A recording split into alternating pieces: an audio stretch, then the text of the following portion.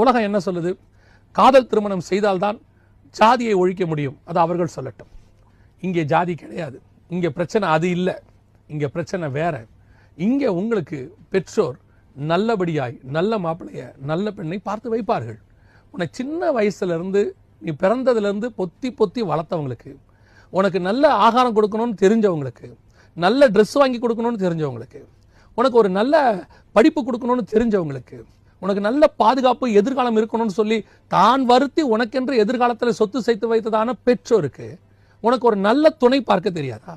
அந்த ஒரு விஷயத்தில் மாத்திரம் அவர்கள் தவறு செய்து விடுவார்கள், நீங்கள் சரியாய் பார்த்து விடுவீர்களா? அவர்களுக்கு ஒரு 45-50 வயசுல தானே உனக்கு உனக்கு துணை தேட போகிறார்கள். அப்படி இருக்கும்போது உனக்கு அப்போ 20-25 வயசு தானே இருக்கும். அப்பொழுது உனக்கு இருக்கிற அனுபவத்தை விட அவர்களுக்கு அதிக அனுபவம் தானே இருக்கும். அது எப்படி நீங்கள் அந்த ஒரு 4 வருஷம் 5 வருஷத்துக்குள்ள பெற்றோரை பார்க்கிலும் இந்த விஷயத்துல எனக்கு அதிக ஞானம் வந்து விட்டது என்று நினைக்கிறீர்கள்? எப்படி நீங்க நினைக்கிறீங்க?